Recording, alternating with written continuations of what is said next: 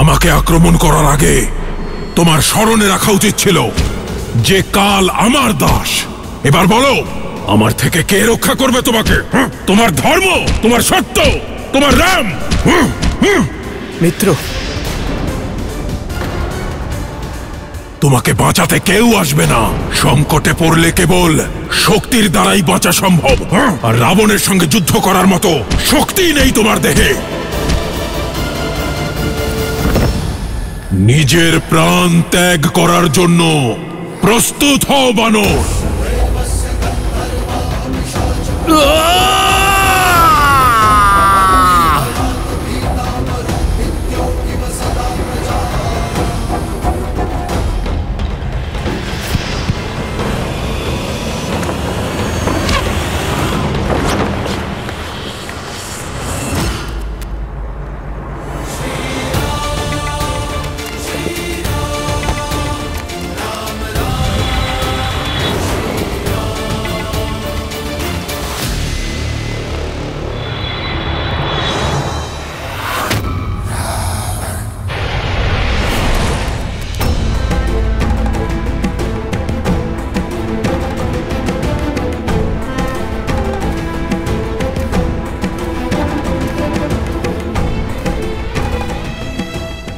আপনি একজন রাজা মিত্র, আর একজন রাজার এত উত্তেজিত হওয়া উচিত নয়। আমরা ধর্মযুদ্ধ করতে এসেছি, অতর্কিতে আক্রমণ করতে নয়। আপনি আমাদের সেনাদলের প্রধান সেনাপতি।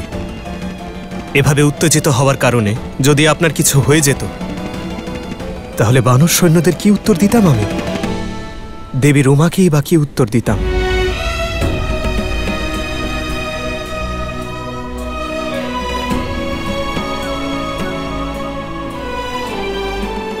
আমি ভুল করে ফেলেছি প্রভু। আবেগের বশে খুব বড় ভুল করে ফেলেছি।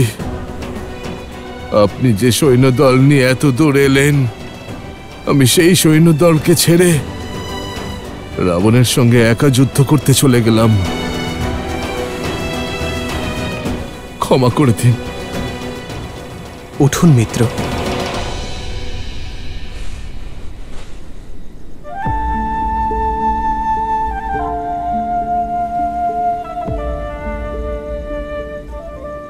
আপনি যুদ্ধের নায়ক,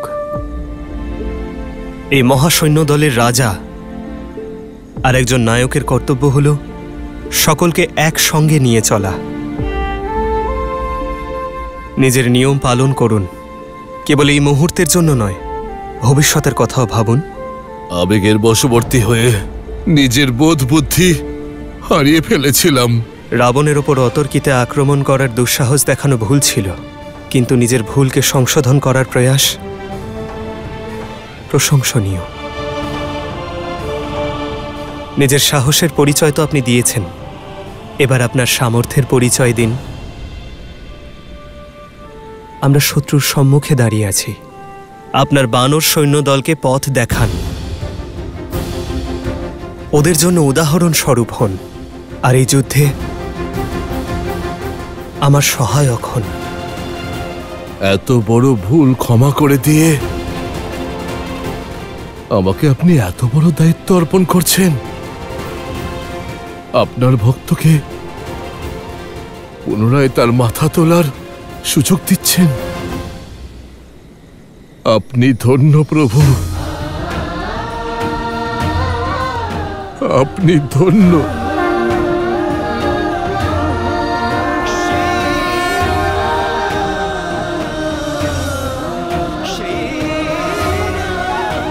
জয় শ্রীরাম, জয় শ্রীরাম, জয় শ্রীরাম, জয় শ্রীরাম, জয় শ্রীরাম।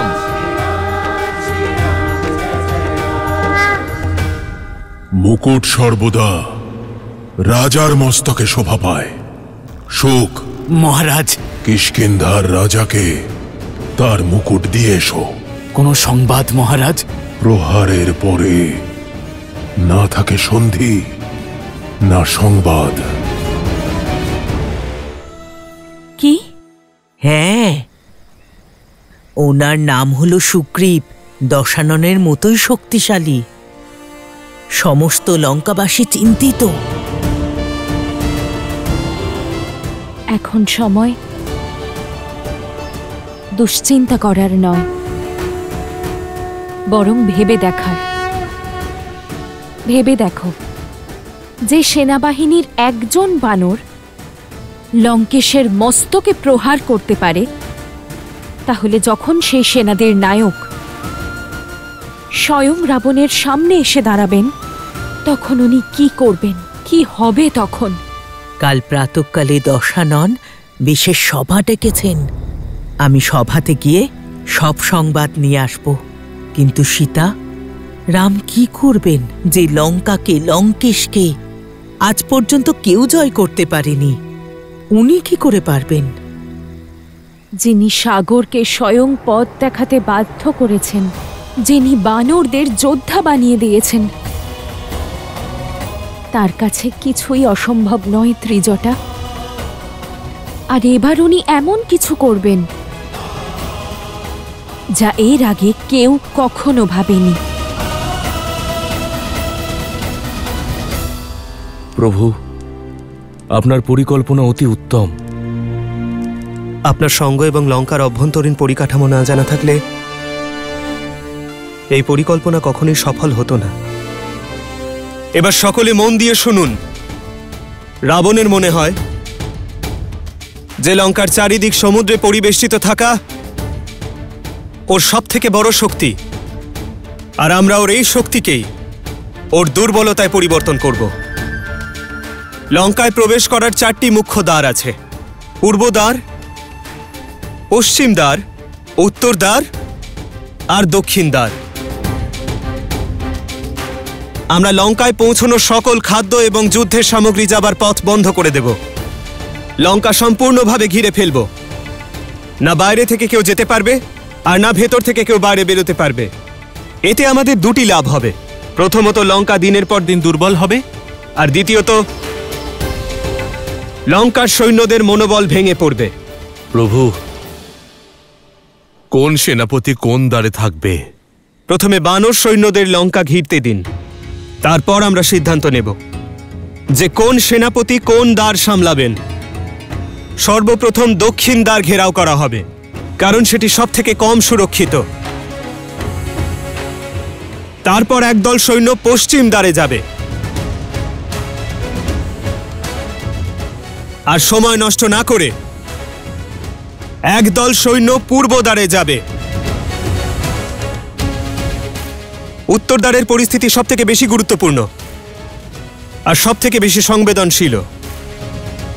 যদি সেখান থেকে আক্রমণ হয়, তাহলে আমাদের সেনা এবং শিবির 2 আহত হবে। সেই জন্য এখানে পাহারা সবথেকে বেশি থাকবে। ওখানে আমি আমার সর্বশ্রেষ্ঠ নায়ককে পাঠাবো। তবে আমরা লঙ্কা ঘিরে নিশ্চিন্ত হতে পারবো না। আমাদের এই পরিকল্পনা দেখে রাবণ আর তার সৈন্য চুপচাপ থাকবে না। তাই সকল পরিস্থিতির জন্য আমাদের প্রস্তুত থাকতে হবে।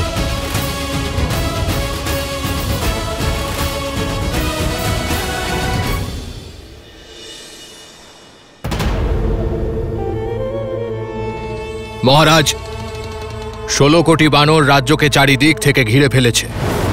সকল দুয়ারেই বানরদের আধিপত্য। পরিস্থিতি বড়ই জটিল মহারাজ। পথ দেখান, এই পরিস্থিতি থেকে কিভাবে উদ্ধার পাব? পরিস্থিতি খুবই সাধারণ প্রহস্ত, আর পথ সরল। আমাদের রামকে বধ করতে হবে।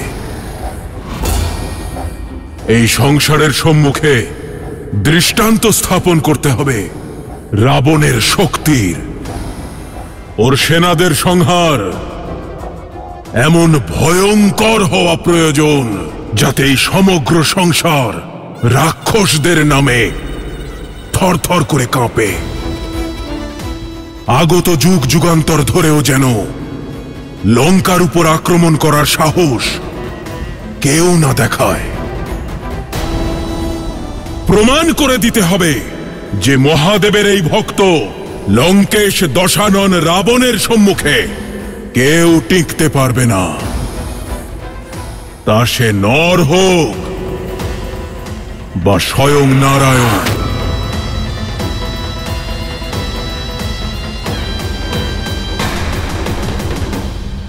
তুমি প্রস্তুত? লঙ্কার শত্রুদের রক্ত ঝরানোর জন্য আমার তলোয়ার অনেক দিন ধরে অপেক্ষা করে আছে। তাহলে লঙ্কার যুবরাজ আর আমার সর্বোচ্চ সেনাপতি হওয়ার দায়িত্ব পালন করো। যুদ্ধনীতি প্রস্তুত করে অগ্রসর হও। তোমার সকল সিদ্ধান্তে আমার সমর্থন রইল। রাম আর ওর বানর সেনা অনুমানও করতে পারছে না যে কত বড় বিপদ ঘনিয়ে আসছে তাদের উপর।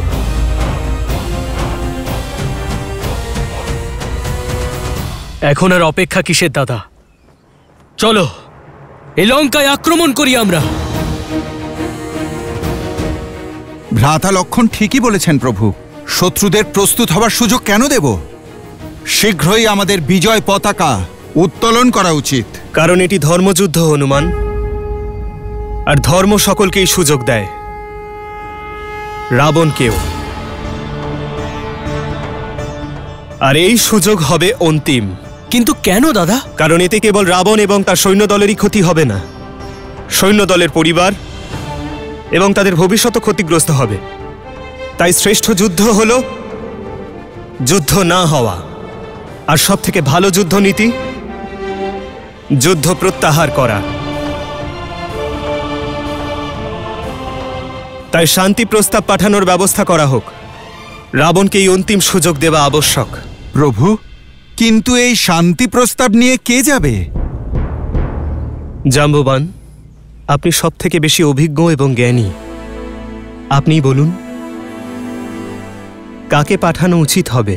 প্রভু, লক্ষণের ক্রোধের সঙ্গে আমরা সকলেই পরিচিত।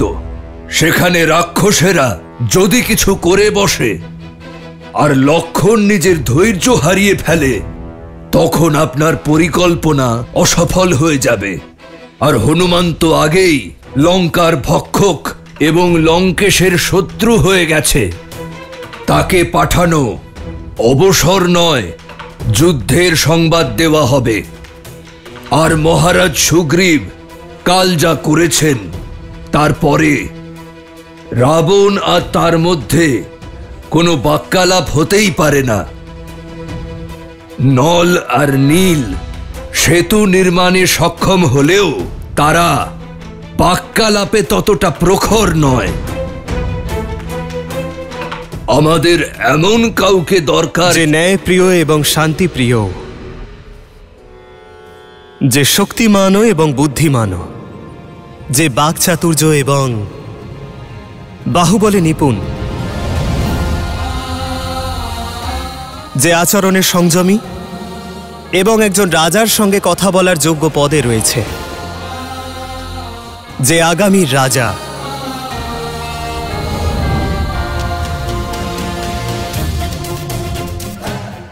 এ একেবারে সঠিক সিদ্ধান্ত দাদা। শান্তি প্রস্তাব নিয়ে অঙ্গদের যাওয়া উচিত। অবশ্যই প্রভু। অঙ্গদ আমার শিষ্য, ওর যোগ্যতার উপর আমার পূর্ণ বিশ্বাস আছে। অঙ্গদ? প্রভু, আমি সেনাদের মধ্যে সবচেয়ে ছোট, আর এত বড় দায়িত্ব আমার উপর। এও আবশ্যক অঙ্গদ।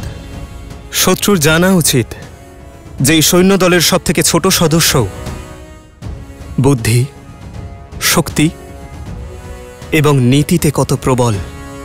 আমি শান্তি প্রস্তাবের দায়িত্ব তোমাকে দিতে চলেছি অঙ্গদ। এই কার্য অত্যন্ত গুরুত্বপূর্ণ এবং কঠিনও। আমি আপনাকে হতাশ করব না প্রভু। জানি অঙ্গদ। আমার বার্তা রাবণকে স্পষ্ট ভাষায় বুঝিয়ে দিও। বলে দিও এটি অন্তিম বিকল্প এবং অন্তিম প্রস্তাব।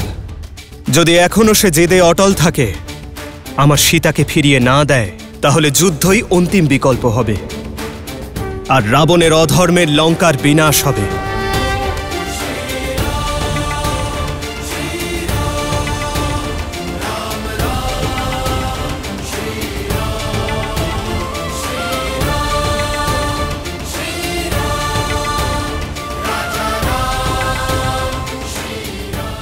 যাও অঙ্গদ।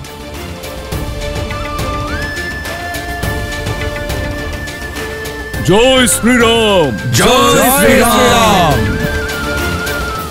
অঙ্গদ, নিজের গুরুর মান রেখো। কোনো সংবাদ আছে হনুমান কাকা? খুব ধৈর্য সহকারে কাজ করবে অঙ্গদ। আবেগের বশে সিদ্ধান্ত নেওয়া একেবারেই অনুচিত। কিন্তু হ্যাঁ, যদি কেউ প্রভু শ্রীরামের নামে কটু কথা বলে আর তাকে অপমান করে তাহলে একবার স্মরণ করো যে তুমি কার শিষ্য।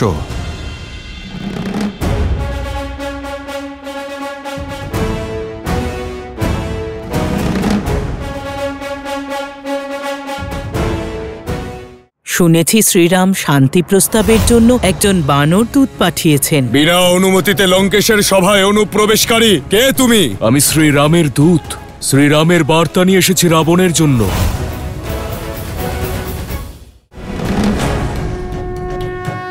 জয় শ্রীরাম। আরে কেউ লঙ্কেশকে সংবাদ দাও, ওই বানর আবার এসেছে। আরে অস্ত্রাগারের ভান্ডারটা রক্ষা করো, আবারও আমাদের লঙ্কাকে না জ্বালিয়ে দেয়।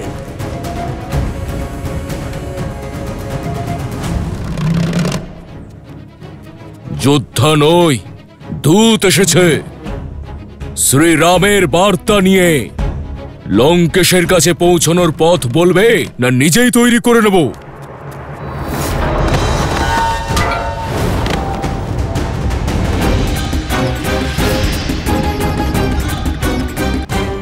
আরে ওরা আবার ফিরে এসেছে।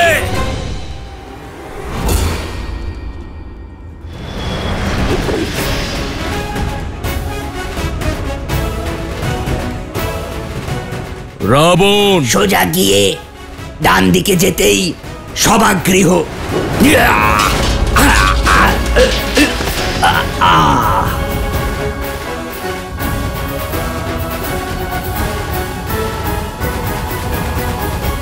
নিতে দাও রাবণকে যুদ্ধের প্রস্তুতি।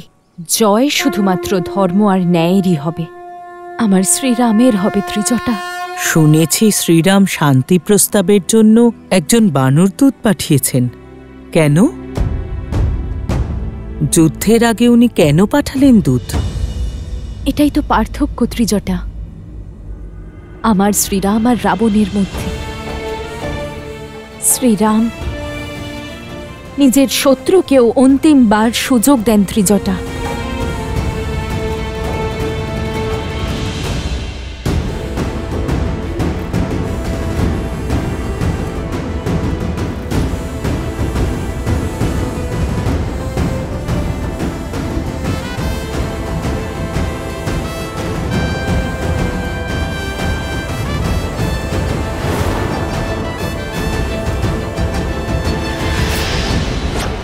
আরে আরে বসে থাকুন, আমি তো কেবল শ্রীরামের দূত।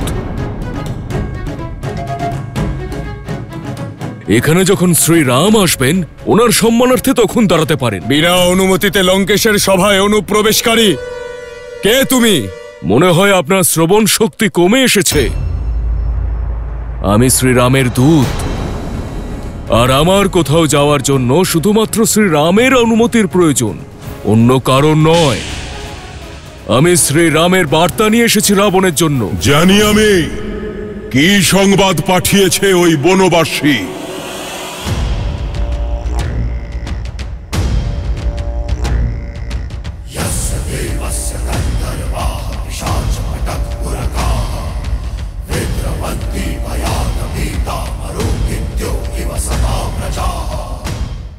যদি তুমি এখানে বালিপুত্র অঙ্গদ হয়ে আসতে তবে স্থান অবশ্যই পেতে, কিন্তু ওই বনবাসী আর তার মর্কট দূতের জন্য এই লঙ্কায় কোনো স্থান নেই।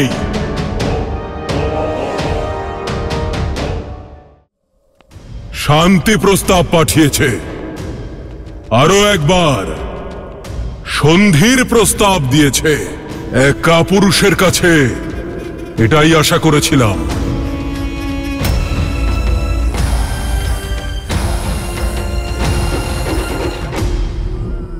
আর দেখো পাঠিয়েছে কাকে। একে তো বানর, তার উপরে বালক। প্রতিনিধি প্রতীক হয়ে থাকে। যে পাঠিয়েছে তার ব্যক্তিত্বের। শ্রীরামের ব্যক্তিত্বের কথা তুমি বলো না দশানন। তোমার চিন্তাধারার ঊর্ধ্বে উনি।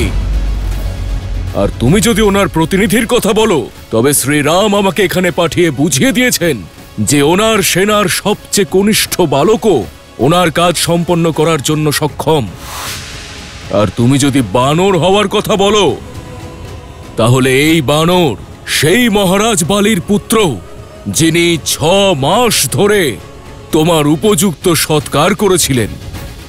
মনে আছে তো? রাবণের সঙ্গে উপহাস। বালক, যদি আমি চাই এই মুহূর্তেই তোমার প্রাণ হরণ করতে পারি, কিন্তু আমি এমনটা করব না। কারণ তুমি আমার মিত্র বালির পুত্র, আমার পুত্র সম। আর মিত্রদের মধ্যে যুদ্ধ শোভা পায় না। কত লজ্জাজনক কথা এটা যে কিষ্কিন্ধার যুবরাজ, কিষ্কিন্ধার ভবিষ্যতের মহারাজ এক বনবাসীর চরণের দাস হয়ে বসে আছে। সেই বনবাসীর যে তোমার পিতাকে ছলনার দ্বারা হত্যা করেছিল। এমন তুচ্ছ কাজ তোমার শোভা পায় না। তুমি তোমার ব্যবহারকেই তো তুচ্ছ প্রমাণ করছো দশানন। কিষ্কিন্ধার যুবরাজকে, শ্রীরামের দূতকে নিজের সভায় বিরাজমান হওয়ার উপযুক্ত স্থান না দিয়ে, আর আমাকে উপযুক্ত স্থান না দেওয়ার অর্থ তুমি আমার প্রভু শ্রীরামকে অপমান করছো। আরে আমি সহ্য করতে পারবো না। তাই প্রথমে তুমি আমাকে তোমার সভায় উপযুক্ত স্থান দাও, তারপরে আমি তোমায় শ্রীরামের বার্তা দেব। যদি তুমি এখানে বালিপুত্র অঙ্গদ হয়ে আসতে, তাহলে স্থান অবশ্যই পেতে। কিন্তু তুমি এখানে সেই বনবাসীর দূত হয়ে এসেছ, যার জন্য তার নিজের রাজ্যেই কোনো স্থান নেই। যে দাঁড়ে দাঁড়ে ঘুরে বেড়াচ্ছে, সেই বনবাসী আর তার মর্কট দূতের জন্য আমার এই লঙ্কায় কোনো স্থান নেই।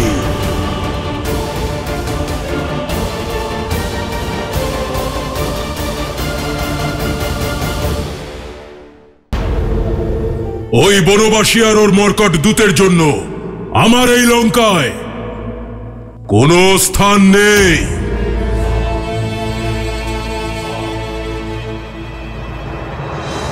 ধৈর্য সহকারে কাজ করবে অঙ্গদ। আবেগের বশে সিদ্ধান্ত নেওয়া একেবারেই অনুচিত।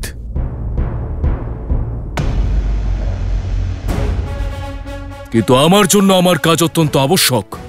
আমার কথা যাতে তুমি ঠিক করে বুঝতে পারো, তাই সমতুল্য স্থান অত্যন্ত প্রয়োজন।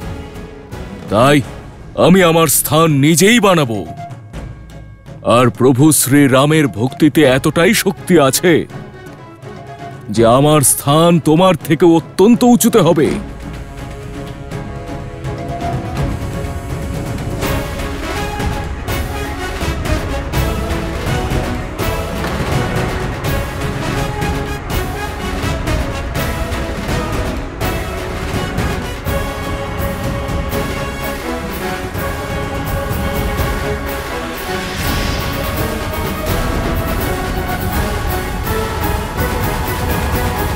জয় শ্রীরাম।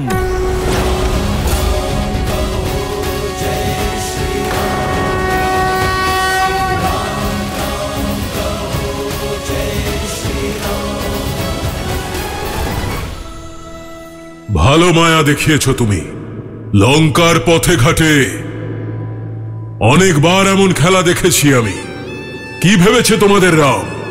মুষ্টিমেয় বানরদের দিয়ে সাগরে সেতু বন্ধন করলেই এই সমগ্র সংসারে ওর নামে জয়ধ্বনি উঠবে? সাগর তো পক্ষীও পার করতে পারে, কিন্তু আমি সেই দশানন যে স্বর্গ জয় করতে চাইলেও কোনো সেতুর প্রয়োজন পড়ে না। তোমার বীর পিতার মতোই তুমিও এক বীর। আমাকে সংবাদ দেওয়া নয়, আমার উপদেশ শোনা প্রয়োজন তোমার। যে বনবাসী তোমার পিতাকে হত্যা করেছে, যাও বধ করো সেই বনবাসীকে, আর নিজে হও কিষ্কিন্ধা নরেশ। আমি প্রতিশ্রুতি দিচ্ছি, কিষ্কিন্ধা সর্বদা আমার ছত্রছায়ায় থাকবে। যাও বীরের মতো নিজের পিতার হত্যার প্রতিশোধ নাও। নিয়তি যখন চায় যে তুমি কিষ্কিন্ধা নরেশ হও, তাহলে কেন এক বনবাসীর চরণে দাস হয়ে পড়ে আছো? কেন এভাবে নিজের জীবনের সর্বনাশ করছো? কেন? যে পিতার কথা তুমি আজ বলছো, উনিও ওনার অন্তিম সময়ে শ্রীরামের কথা মনে করেছেন। আর ওনার অন্তিম উপদেশ ছিল, আমি যেন সর্বদা শ্রীরামের সেবা করি। আমার পিতা নিজের ভুল বুঝতে দেরি করেছেন, কিন্তু তুমি আমার পিতার বন্ধু, তাই তোমায় বোঝাচ্ছি, তুমি বিলম্ব করো না। অন্যথায় আফসোস করার জন্য অতটাও সময় তুমি পাবে না যতটা আমার পিতা পেয়েছিলেন। মৌন হও বানর! তুমি যার গুণগান করছো, কাপুরুষ সে, কাপুরুষ যে নিজের স্ত্রীর অপহরণকারীকে বারবার শান্তির প্রস্তাব পাঠায়, সেই কাপুরুষের সংবাদ এনেছ তুমি। যে দয়াকে তুমি কাপুরুষতা বলছো, সেটাই হলো শ্রীরামের সবচেয়ে বড় শক্তি। শুধুমাত্র এক মুহূর্তে তোমার সমস্ত রাক্ষস কুলের মস্তক বিচ্ছেদ করার শক্তি আছে ওনার কাছে। তাই সন্ধি প্রস্তাব পাঠানোর সাহস দেখিয়েছেন। উনি তোমার মূর্খতার চিন্তা করেন না, ওনার চিন্তা তোমার এই সরল লঙ্কাবাসীকে নিয়ে, যারা তোমার কারণে এমনভাবে যুদ্ধে প্রাণ হারাবেন যেন সব দোষ তাদের। প্রভু শ্রীরামের ভাবনা তোমার সামনে রাখছে, মনোযোগ দিয়ে ওনার বার্তা শোনো। রাবণকে বলে দিও অঙ্গদ, যুদ্ধ না হওয়াটাই সব থেকে শ্রেষ্ঠ যুদ্ধ। যুদ্ধের যজ্ঞে কেবল প্রজাদের সুখ আর ভবিষ্যৎই পুড়ে যায়। যুদ্ধে যেই জয়ী হোক, পরাজয় কেবল প্রজাদেরই হয়। যে যুদ্ধে বিজয়ী হয় সে রাজ্য পায়, আর যে পরাজিত হয় সে বীরগতি। কিন্তু দুর্গতি সেই বালকদের হয় যারা তাদের পিতাকে হারায়। দুর্গতি সেই মাতাদের হয় যাদের কোল শূন্য হয়ে যায়। দুর্গতি সেই স্ত্রীদের হয় যাদের সিঁথির সিঁদুর মুছে যায়। যুদ্ধের পরিণামের ফল সংসার যুগ যুগ ধরে ভোগ করে, আর রাবণের ভুলের ফল সমগ্র লঙ্কা ভোগ করবে। তাই অঙ্গদ রাবণকে বলে দিও, এটাই অন্তিম সুযোগ তার কাছে। সসম্মানে সীতাকে ফিরিয়ে দিক, ক্ষমা চেয়ে সন্ধি করে নিক, আর অধর্মের পথ সর্বকালের জন্য ত্যাগ করুক। অন্যথা তার কুলকে কালের হাত থেকে কেউ রক্ষা করতে পারবে না। লঙ্কার সর্বনাশ হবে, কেবল সর্বনাশ।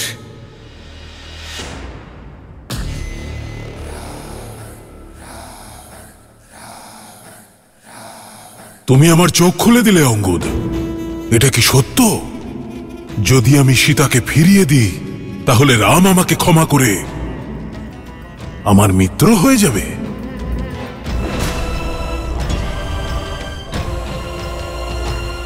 সেই সেনারা যারা চতুর্দিক থেকে লঙ্কাকে ঘিরে রেখেছে, তারা ফিরে যাবে? আমার বিশ্বাস হচ্ছে না।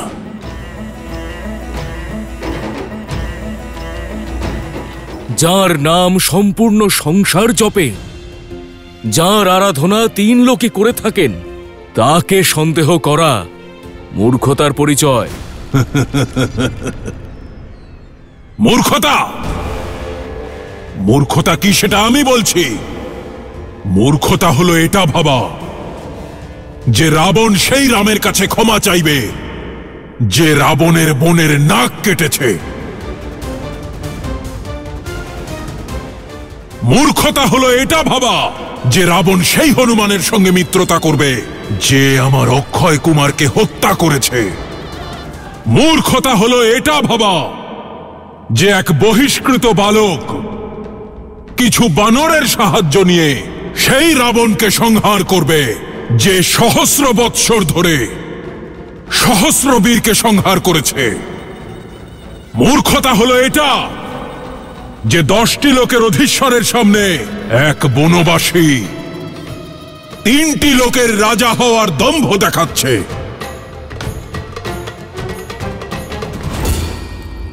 এবার মন দিয়ে শোনো, বলে দিও ওই ভণ্ড কাপুরুষ বনবাসীকে আমি তাকে এমন মৃত্যু দেব যে স্বয়ং কালও ভয়ে কেঁপে উঠবে। আর যদি বলো সীতার কথা, তাহলে বলে দিও ওই বনবাসীকে ও যেন ভুলে যায় নিজের স্ত্রীকে। যেভাবে নিজ রাজ্য থেকে বহিষ্কৃত হয়েছে ঠিক সেভাবেই সীতার জীবন থেকেও যেন চলে যায়। কারণ এখন সীতার সঙ্গে রামের নয়, রাবণের নাম উচ্চারিত হবে। রাবণের। সাবধান রাবণ, আর একটাও কথা নয়। বার্তা নিয়ে এসেছিলাম মহাজ্ঞানী রাবণের জন্য, কিন্তু উত্তর দিল এই দাম্ভিক রাক্ষস। আমি দূত, তাই তোমার সম্মান রেখেছি, কিন্তু এর অর্থ এই নয় যে আমি আমার প্রভুর অপমান সহ্য করব। তুমি তোমার এবং এই লঙ্কার দুর্ভাগ্যের জন্য নিজেই দায়ী থাকবে রাবণ। তুমি এবং তোমার বংশের বিনাশ নিকটেই। সহস্র বর্ষ ধরে এই সতর্কবাণী শুনেছি আমি। রাক্ষস বলে ডাকলে তো আমায়। এবার বোঝাবো তোমাকে যে রাক্ষসেরা বানরদের সঙ্গে কি করে। রাক্ষসগণ, কেটে ফেলো এই উদ্ধত বানরের মস্তক আর অর্পণ করো আমার চরণে। শক্তি আমি তোমায় দেখাবো শ্রীরামের ভক্তির। জয় শ্রীরাম।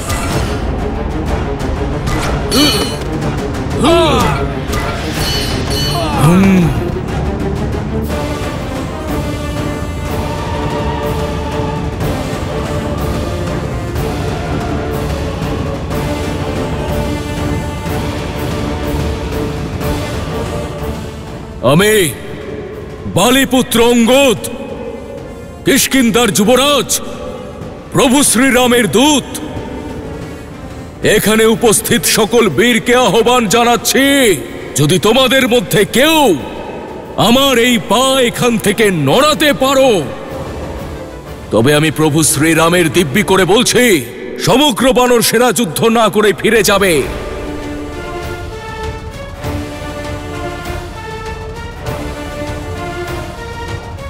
মাতা সীতার ওপর কোনো অধিকার ফলানো হবে না এবং কিষ্কিন্ধার সঙ্গে অযোধ্যাও সর্বদা দশাননের দাস হয়ে থাকবে। জয় শ্রীরাম।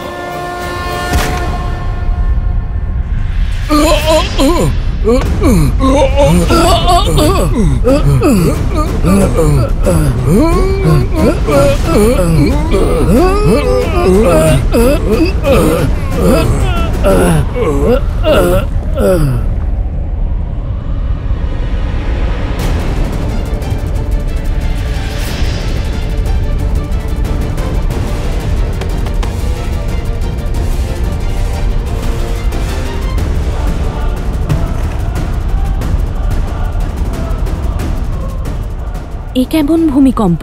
ভূমিকম্প কিনা জানি না, তবে তোমার ওই রামের দূত লঙ্কেশের সভায় গিয়েছেন।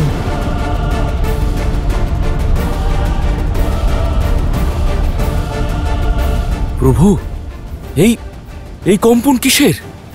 আমার মনে হচ্ছে রাবণ অঙ্গদের সামনে মর্যাদা লঙ্ঘন করার ভুল করেছে। অঙ্গদ কুশলে আছে তো? মহারাজ সুগ্রীব মহাবীর বালির পুত্র সে, আর আমার প্রিয় শিষ্য, আর প্রভু শ্রীরামচন্দ্রের আশীর্বাদ আছে ওর ওপর। বিশ্বাস রাখুন মহারাজ, অঙ্গদ যার কাজ করার জন্য বেরিয়েছে তাকে রক্ষাও সেই প্রভু শ্রীরামই করবেন।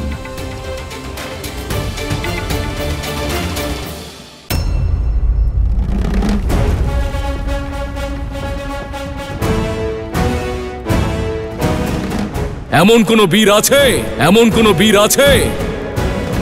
এটা তো তুমি আগেই প্রমাণ করেছো যে বানরদের বুদ্ধি কম থাকে।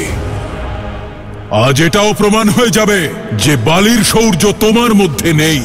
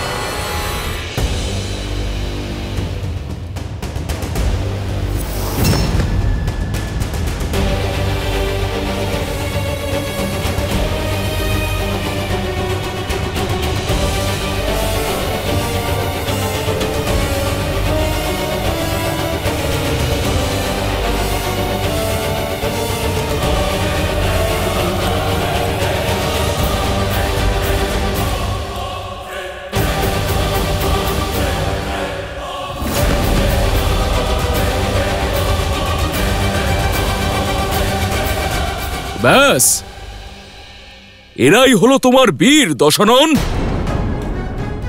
এদের মাধ্যমেই তুমি দিগ্বিজয় করবার কথা ভাবছিলে? মৌন থাকো মূর্খ বানর, এখনো তুমি যোগ্য হওনি যে ইন্দ্রজিতের সামনে দাঁড়িয়ে নিজের উপলব্ধি ব্যাখ্যা করবে।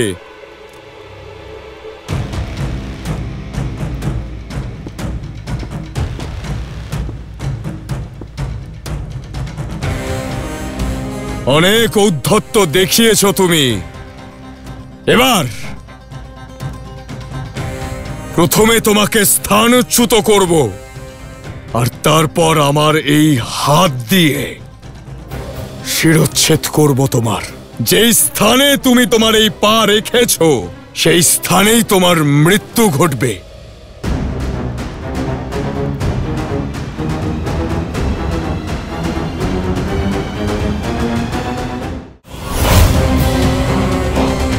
ইন্দ্রজিৎ, কোন ইন্দ্রকে জয় করেছিলে? নাকি কোনো ছোট বালককে ধাক্কা দিয়ে তার নাম ইন্দ্র রেখেছিলে? তোমার এত দুঃসাহস, উদ্ধত বানর! মেঘনাদ,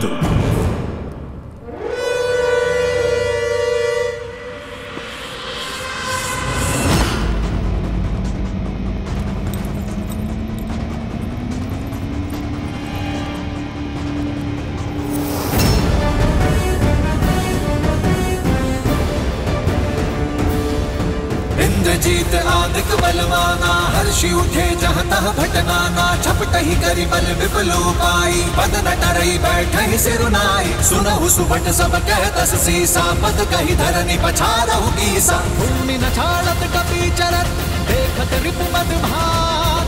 कोटि विघ्न ते सत्य कर, मंजिनी नीति नाता।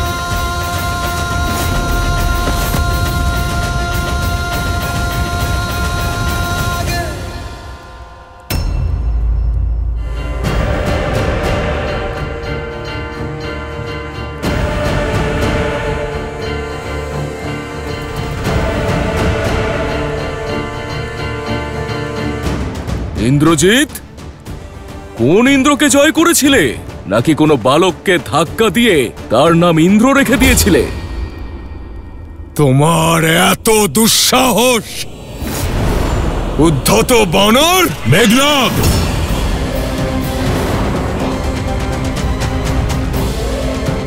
ওর সংহার হবে, আর তোমার হাতেই সেটা হবে। কিন্তু ওর প্রতিস্পর্ধার উত্তর দেওয়ার পরে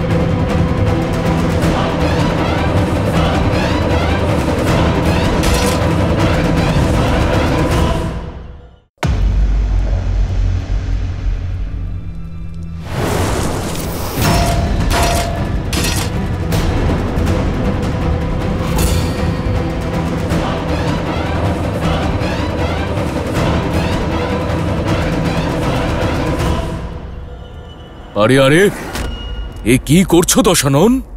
দূতের পা ধরতে নেই। যদি পা ধরতেই হয় তাহলে গিয়ে প্রভু শ্রীরামের পা ধরো। হয়তো তুমি আরো পতনের থেকে রক্ষা পাবে, তোমার সম্পূর্ণ বংশ রক্ষা পাবে। শুনেছি তুমি সর্বজ্ঞানী। তাহলে একটু ভাবো, যার একজন দূতের জন্য তোমার সম্পূর্ণ লঙ্কা জ্বলছিল, আর যার দ্বিতীয় বালক দূত তোমার সকল বীরদের নিজের পায়ে পড়তে বাধ্য করেছে, তাহলে ভাবো, যখন স্বয়ং প্রভু শ্রীরাম এখানে আসবেন তখন কি হবে? তোমার চেয়ে অধিক তোমার মুকুট বুদ্ধিমান শ্রীরামের মাহাত্ম্যের কাছে মাথা নত করেছে।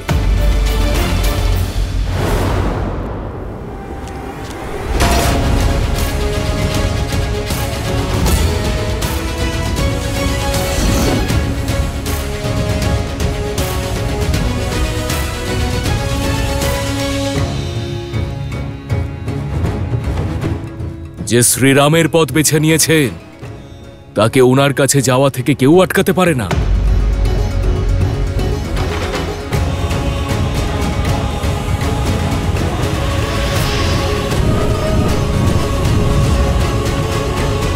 প্রভু শ্রীরাম, ওটা কি আসছে?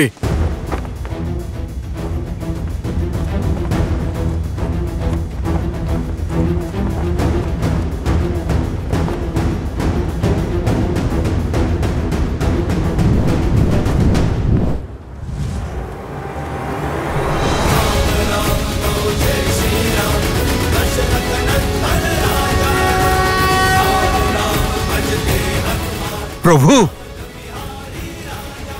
এটি ওই রাবণের মুকুট।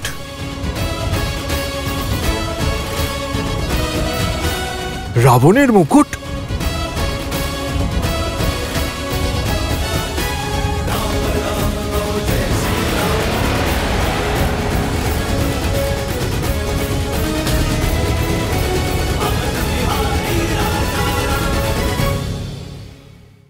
প্রভু, এ হলো রাবণের মুকুট। রাবণের মুকুট? ওটা এখানে কি করে এলো? মহারাজ সুগ্রীব, এটা আসেনি, এটা পাঠানো হয়েছে। আমার শিষ্য অঙ্গদ এটা পাঠিয়েছে।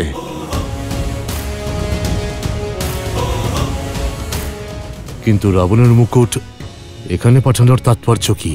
মহারাজ সুগ্রীব, তাৎপর্য হলো এই, এটিকে এটির উচিত স্থানে পৌঁছে দেওয়া।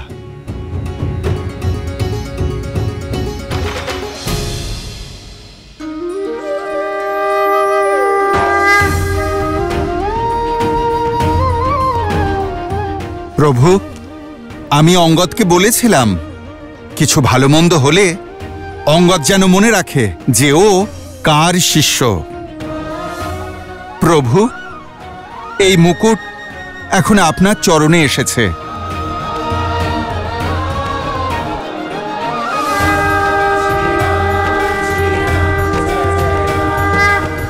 প্রতিটি মুকুট তার ধারণকারীকে স্বয়ং বেছে নেয়,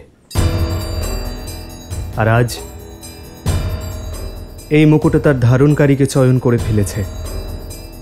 বিভীষণ অধর্মের পথ ছেড়ে ধর্মের পথে অগ্রসর হয়েছেন, আর আজ এই মুকুটও বিভীষণকেই বেছে নিয়েছে। এই মুকুট এখন আপনার লঙ্কেশ, এই মুকুট ধর্মসিদ্ধভাবে আপনার। কিন্তু ধর্ম কখনো লুকিয়ে করা যায় না, সেই জন্য এই মুকুট লঙ্কা জয় করার পর লঙ্কা নরেশ বিভীষণকে প্রজাদের সম্মুখে এটি পরানো হবে,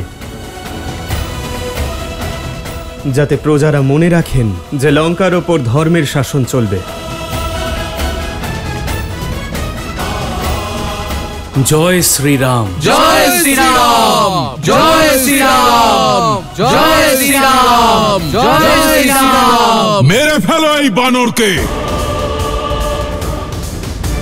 জীবিত যেন না থাকে এই উদ্ধত বানর। জীবিত তো তোমাদের মধ্যে আর কেউ থাকবে না। সন্ধ্যের বার্তা তোমরা স্বীকার করলে না, এবার যুদ্ধের শঙ্খনাদ বেজে উঠেছে।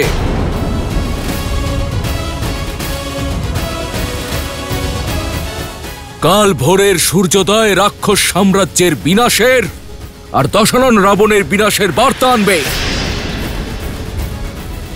আজ দশাননের মুকুট পড়েছে, এবার লঙ্কার ধ্বজাও ভেঙে পড়বে। জয় শ্রীরাম।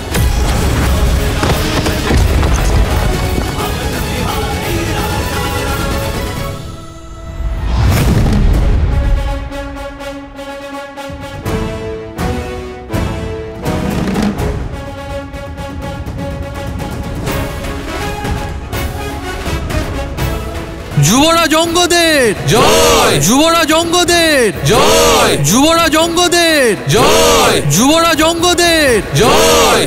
আমি আপনার বার্তা পৌঁছে দিয়েছি প্রভু।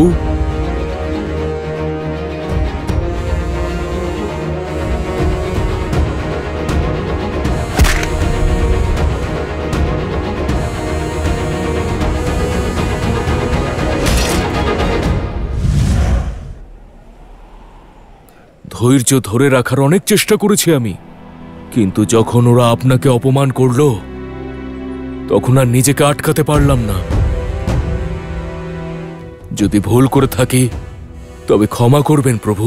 তুমি কোনো ভুল করনি অঙ্গদ। জড়বুদ্ধি যখন কথা শোনে না, তখন ক্রোধ করারও প্রয়োজন পড়ে। আমিও তো তাই করেছিলাম সমুদ্র যখন আবেদন শুনছিলেন না। তুমি কেবল আমার দূত হয়ে যাওনি অঙ্গদ, আমার বার্তাবাহক হয়ে গিয়েছিলে, আমার অস্তিত্ব এবং আমার ভাবনার প্রতিনিধি হয়ে গিয়েছিলে। আর যখন কেউ আত্মসম্মানে প্রহার করে, মানসিকতায় প্রহার করে, তখন গলাও তুলতে হয় আর অস্ত্র। তুমি ধৃষ্টতা নয়, ধর্ম দেখিয়েছ, ধর্মের দিকে এগিয়ে গেছ, অন্যায়কে টিকতে দাওনি। তুমি প্রশংসার পাত্র অঙ্গদ। তোমার বিজয়ী হওয়ার সংকেত যে এই ধর্মযুদ্ধে ধর্মকেও দুর্বল হতে দেবে না তুমি, আর অন্যায়ের বিনাশ অবশ্যই হবে। জয় শ্রীরাম, জয় শ্রীরাম, জয় শ্রীরাম, জয় শ্রীরাম, জয় শ্রীরাম। অধর্মের সূর্যাস্ত হওয়ার সময় হয়ে এসেছে, ধর্মের বিজয় পতাকা ওড়ার সময় হয়ে এসেছে। কাল সূর্যের প্রথম আভার সঙ্গে রাবণের বিনাশের সূচনা হবে। জয় শ্রীরাম, জয় শ্রীরাম, জয় শ্রীরাম, জয় শ্রীরাম, জয় শ্রীরাম, জয় শ্রীরাম, জয় শ্রীরাম, জয় শ্রীরাম, জয় শ্রীরাম, জয় শ্রীরাম, জয় শ্রীরাম, জয় শ্রীরাম। শ্রীরাম। এই প্রবল জয়ধ্বনি কার? এ কেবল শ্রীরামের জয়ধ্বনি নয়, অধর্মের উপর ধর্মের জয়ের ধ্বনি। এই জয়ধ্বনি সংকেত ত্রিজটা, যে কাল ভোরে ধর্মের ধ্বজা এই লঙ্কার ধরিত্রীতে উত্থিত হবে। আমার শ্রীরামের হাতে অধর্মের লঙ্কা আর লঙ্কেশের বিনাশের সূচনা হবে।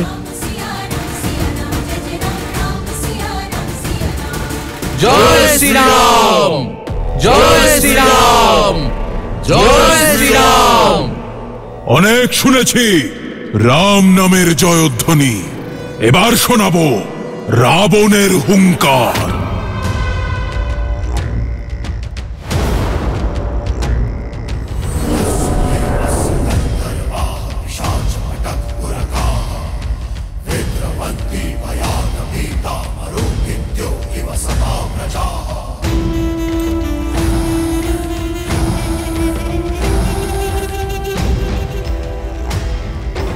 জয় শ্রীরাম, জয় শ্রীরাম, জয় শ্রীরাম, জয় শ্রীরাম, জয় শ্রীরাম, জয় শ্রীরাম, জয় শ্রীরাম, জয় শ্রীরাম, জয় শ্রীরাম, জয় শ্রীরাম, জয় শ্রীরাম, জয় শ্রীরাম, জয় শ্রীরাম, জয় শ্রীরাম, জয় শ্রীরাম, জয় শ্রীরাম, জয় শ্রীরাম। প্রহস্ত, প্রজাদের একত্রিত করো। আজ্ঞে মহারাজ।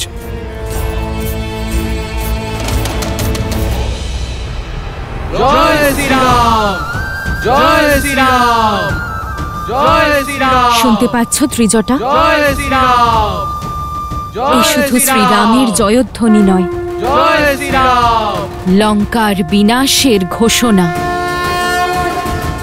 ভাবো, যার জয়ধ্বনি রাবণ আর তার সেনার মধ্যে এত ভয় উৎপন্ন করছে, তাহলে যখন ওনার সঙ্গে সাক্ষাৎ হবে তখন লঙ্কার কি অবস্থা হবে?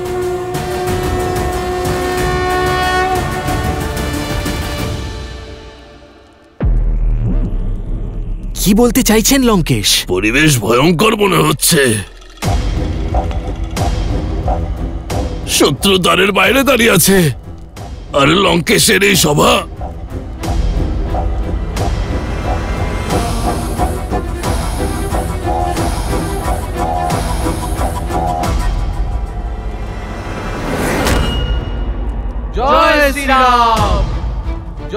শ্রীরাম, জয় শ্রীরাম, জয় শ্রীরাম, জয় শ্রীরাম।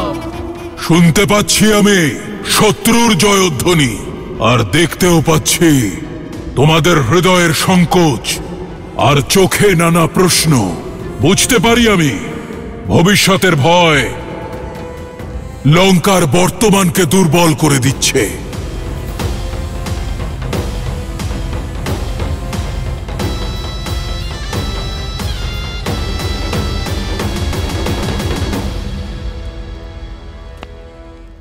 আমার একটা প্রশ্নের উত্তর দাও, কি এই লঙ্কা? একটা দ্বীপ, একটা স্বর্ণ নগরী, নাকি আমাদের গৃহ? রাক্ষসদের শক্তির প্রতীক এই লঙ্কা। 10টি লোকের উপর একচ্ছত্র রাজত্ব করা শক্তি এই লঙ্কা। এই সংসার রূপী অরণ্যে সিংহের বাসভূমি এই লঙ্কা। আর তোমরা যা শুনতে পাচ্ছ তা আমাদের শত্রুর জয়ধ্বনি নয়, ষড়যন্ত্র। দেবতাদের, আমাদের রাক্ষসদের উন্নতি যাদের সহ্য হয় না। এখন যা ঘটছে তা প্রথমবার ঘটছে না, এর আগেও লঙ্কা কেড়ে নিয়ে দেবতাদের দাস কুবেরকে দিয়ে দেওয়া হয়েছিল, যার থেকে পুনরায় আমি কেড়ে নিয়েছি। আমি এটা জানি তোমাদের হৃদয়ে ভয় আছে যে কি হতে চলেছে এই লঙ্কার ভবিষ্যৎ। কিন্তু একবার ভেবে দেখো কি ছিল এই লঙ্কার ফেলে আসা দিনগুলো। আমরা রাক্ষসেরা অভাবে দিন যাপন করতাম।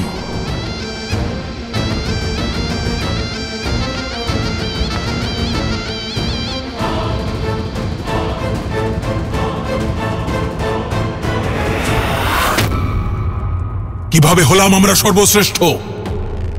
ভাগ্যের দ্বারা, সংযোগের দ্বারা না, প্রয়াসের দ্বারা, প্রহারের দ্বারা আজকের লঙ্কা তৈরি হয়েছে। কারণ আমি কখনো ভবিষ্যৎ নিয়ে চিন্তিত হইনি, আমি বর্তমানকে সর্বশ্রেষ্ঠ বানিয়েছি নিজের সংঘর্ষ দিয়ে, নিজের রক্ত দিয়ে। আর আজ একবার পুনরায় সেই সংঘর্ষের সময় এসেছে। শৃগালের কোলাহলে সিংহ তার গুহায় লুকিয়ে পড়ে না, আর না অরণ্য ছেড়ে পালিয়ে যায়, বরং সে শৃগালদের ভয়ঙ্কর মৃত্যু দেয়। আর সেটাই হবে ওই বনবাসী আর তার মর্কট সেনাদের সঙ্গে। এই সংসার আমাকে অহংকারী ভাবে। হ্যাঁ, আমি অহংকারী। আমি অহংকার করি এই লঙ্কা নিয়ে, এই লঙ্কাবাসীদের নিয়ে, যে আমার লঙ্কায় প্রতিটি রাক্ষসের মাথার উপর ছাদ আছে, পাত্রে ভোজন আছে, পরিধেয় বস্ত্র আছে। এ আমার অহংকার যে আমার লঙ্কায় কোনো দারিদ্র নেই। আমার অহংকার যে ছলনা করে দহন করার পরেও যখন ওই বনবাসী ভেবেছিল যে রাবণ আর তার লঙ্কা পরাজয় স্বীকার করে নেবে, তখন আমার এই লঙ্কাবাসীরাই এক রাতেই লঙ্কার পুনর্নির্মাণ করেছিল। এটাই আমার অহংকার। তাই এবার প্রস্তুত হও শহীদের রক্তের প্রতিশোধ নেবার জন্য, নিজেদের প্রজাদের রক্ষা করার জন্য। তাই বলছি লঙ্কাবাসীগণ, ভয়কে হৃদয় থেকে দূর করে দাও। যেটাকে তোমরা বিপদ ভাবছ সেটা হলো সুযোগ। এই সমগ্র সংসারকে আমাদের রাক্ষসদের শক্তির সঙ্গে আরো একবার পরিচয় করিয়ে দেবার সুযোগ। ওই দেবতাদের সমুচিত উত্তর দেবার সুযোগ। অনেক সময় কেটে গেছে, তাই দেবতারা রাবণ আর তার শক্তিকে ভুলে গেছে। আমরা ওদের মনে করিয়ে দেব যে কি এই লঙ্কা আর কে এই রাবণ।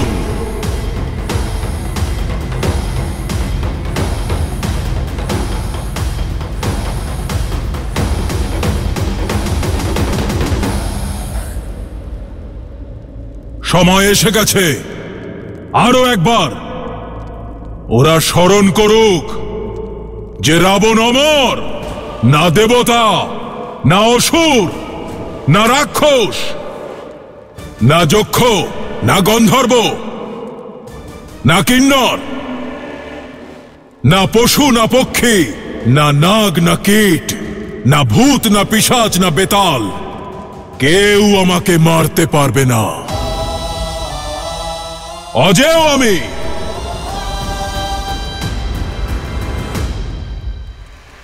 লঙ্কা আমার নয়, লঙ্কা তোমাদের। এই লঙ্কেশ তোমাদের। সময় এসে গেছে নিজেদের শক্তি চিনে নাও। আমরা রাক্ষস, মহাদেবের ভক্ত। না চিন্তা, না ভয়, বলো মহাদেবের জয়।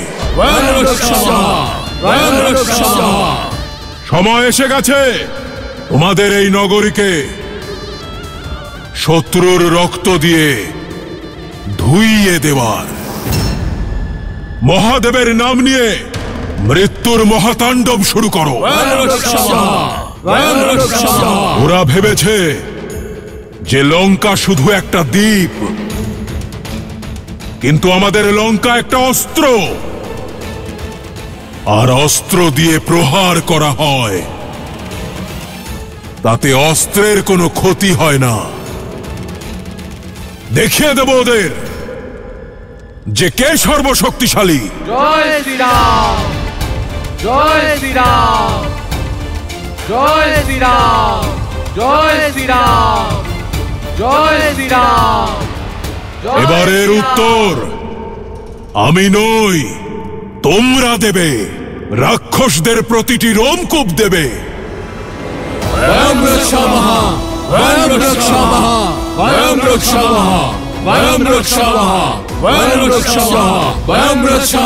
জয় শ্রীরাম, জয় শ্রীরাম, জয় শ্রীরাম, জয় শ্রীরাম।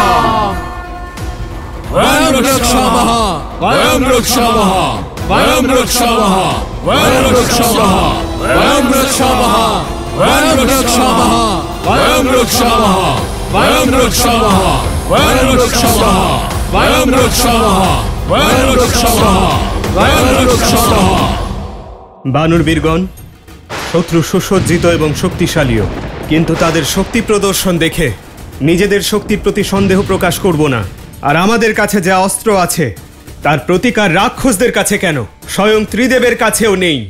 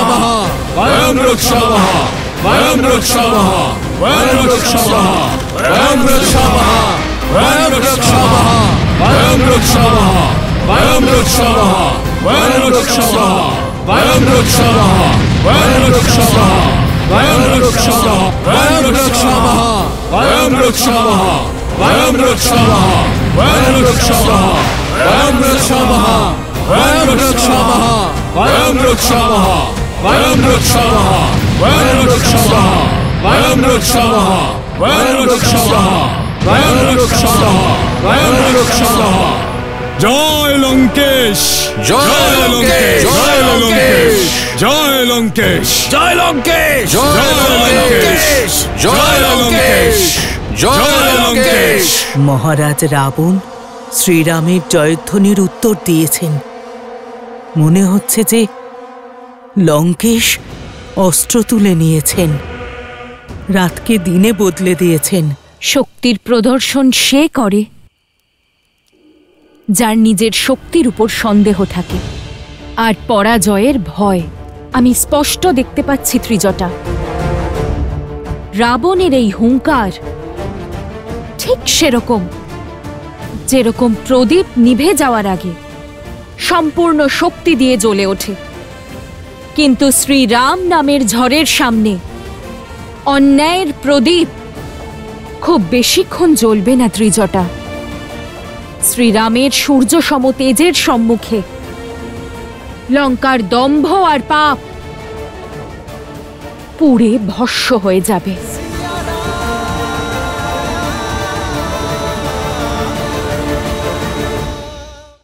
এই অন্ধকার রাত দেখে ভয় পাবেন না বানর বীরগণ। এই অন্ধকার রাত প্রতীককালকে ঔজ্জ্বল্যের, অধর্মের অন্ধকারকে ঘুঁচিয়ে ধর্মের সূর্য অবশ্যই উদয় হবে।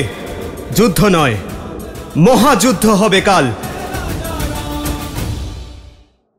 বানর বীরগণ শত্রু সুসজ্জিত এবং শক্তিশালীও, কিন্তু তাদের শক্তি প্রদর্শন দেখে আমাদের শক্তির প্রতি সন্দেহ করলে চলবে না। যুদ্ধে এ কথা ভেবে জয়ী হওয়া যায় না যে শত্রুর কাছে কত শক্তি আছে। যুদ্ধে জয়ী হওয়া যায় নিজের মধ্যে থাকা শক্তির ওপর বিশ্বাস করে। আর আমাদের কাছে যে অস্ত্র আছে তার প্রতিকার রাক্ষসদের কাছে কেন, স্বয়ং ত্রিদেবের কাছেও নেই। ধর্মের ধনুক, সত্যের জ্যা, ন্যায়ের তীর আছে আমাদের কাছে। সংগঠন রূপী গদা আছে আমাদের কাছে। লক্ষ্য, নীতি আর বিশ্বাসের ত্রিশূল আছে। আর এই দিয়েই আমরা রাবণের পাপকে ধ্বংস করব।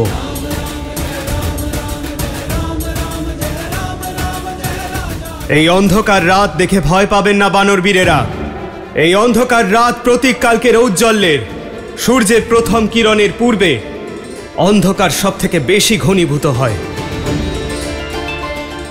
অধর্মের অন্ধকারকে ঘুঁচিয়ে ধর্মের সূর্যোদয় অবশ্যই হবে।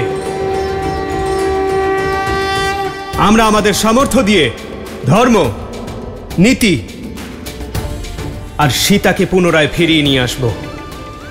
যুদ্ধ নয়, মহাযুদ্ধ হবে কাল। আমাদের সর্বক্ষণ প্রস্তুত থাকতে হবে। লঙ্কাকে চারিদিক থেকে ঘিরে নিয়ে নিজেদের নির্ধারিত স্থান গ্রহণ করতে হবে। জয় শ্রীরাম, জয় শ্রীরাম, জয় শ্রীরাম, জয় শ্রীরাম, জয় লঙ্কেশ, জয় লঙ্কেশ, জয় লঙ্কেশ, জয় লঙ্কেশ, জয় লঙ্কেশ, জয় শ্রীরাম, জয় শ্রীরাম, জয় লঙ্কেশ, জয় লঙ্কেশ, জয় শ্রীরাম, জয় শ্রীরাম।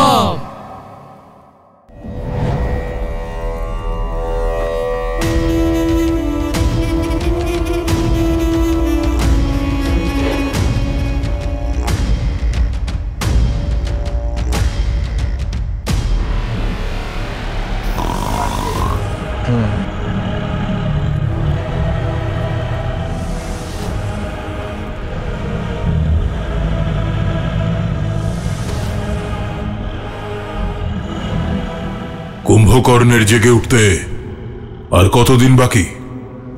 6 দিন মহারাজ। এত সময় নেই আমার হাতে। জাগাও ওকে। লঙ্কা আর লঙ্কেশের ওকে প্রয়োজন। আমরা দুই ভাই যদি রণক্ষেত্রে অবতীর্ণ হই তবে আমরা অজেয়। ক্ষমা করুন মহারাজ, কিন্তু ওনার পাওয়া বরদান অনুসারে উনি 6 মাস নিদ্রা পূরণ করার পরেই পরবর্তী 6 মাস অজেয় থাকবেন। কিন্তু তাতে এখনো 6 দিন বাকি মহারাজ।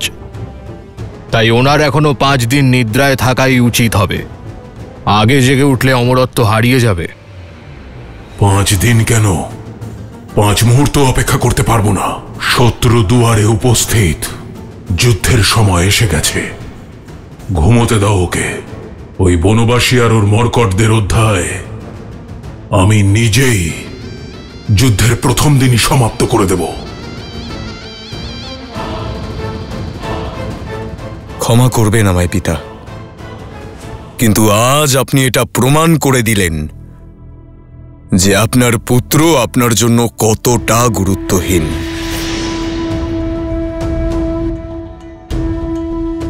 এই ইন্দ্রজিৎ থাকতে যদি লঙ্কাপতি রাবণ এবং কুম্ভকর্ণ কাকাকে যুদ্ধক্ষেত্রে নামতে হয়, তাহলে ধিক্কার রইল আমার নামে, ধিক্কার এই জীবন, এই অস্তিত্বের উপর। আমার এই সংসারে নিঃশ্বাস নেওয়াও পাপ এখন। প্রিয় পুত্র ইন্দ্রজিৎ, আমার থেকেও বেশি ওই দেবতারা জানে তোমার শক্তির বিষয়ে।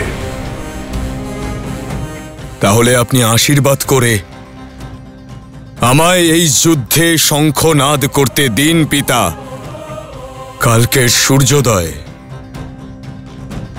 রামের অস্তিত্বকে একেবারে নিঃশেষ করবে। তোমার নিষ্ঠা আর লঙ্কার প্রতি তোমার শ্রদ্ধা আমার ভালো লাগে, কিন্তু যুদ্ধের শঙ্খনাদ করার জন্য এটা আবশ্যক নয় যে শঙ্খনাদ যুদ্ধভূমিতেই করতে হবে।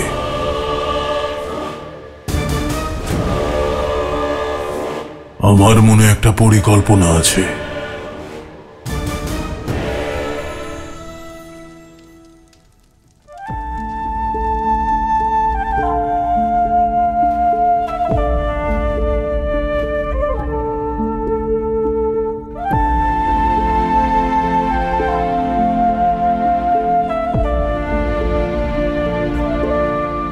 কাল ভোরে আমরা প্রথম বাণ নিক্ষেপ করব লক্ষণ।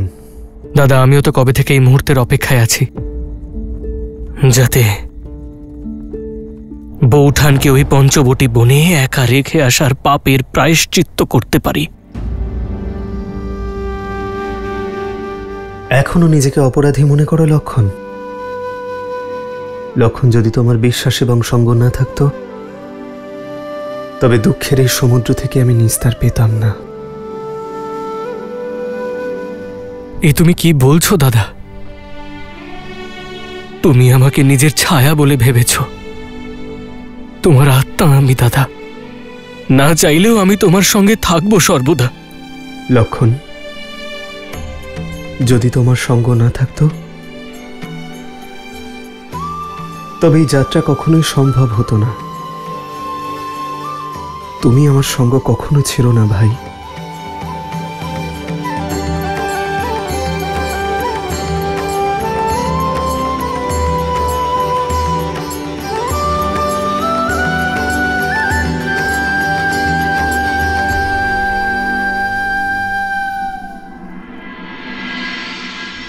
শেষ 14 বছর ধরে এই চন্দ্র আর সূর্যকে প্রত্যেক দিন উদিত আর অস্ত হতে দেখার সাক্ষী থেকেছি আমি। কিন্তু আজ এই চন্দ্রের অস্ত যাওয়ার আসন্ন সূর্য উদয়ের জন্য আমি যতটা অপেক্ষায় আর উৎসাহ রয়েছে আমার মধ্যে, তা এর আগে আমার জীবনে আর কোনোদিন হয়নি দাদা। আগামীকালের সূর্যের রশ্মি আশার আলো হয়ে এই ধরণীকে স্পর্শ করবে। এই রশ্মি অধর্মের বিনাশের সংবাদ নিয়ে আসবে। সংসারে তা উদাহরণ হয়ে থাকবে যে যখনই অন্ধকার রূপী রাবণ সংসারকে প্রতারিত করবে, কোন নারীর ওপর অত্যাচার করবে, ঠিক তখনই রামরূপী সূর্য নিজের তেজে কোনো না কোনো রূপে এসে ওই অন্ধকারের বিনাশ করবে।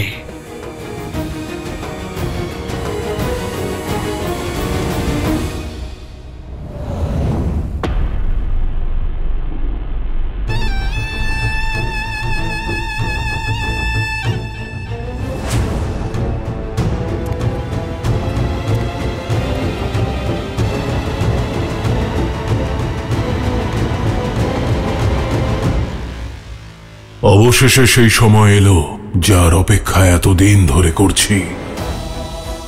আমার স্বর্ণ লঙ্কাকে রামের রক্ত দিয়ে নিজের হাতে আমি ধুইয়ে দেব। তারপরেই সীতা আমার হবে।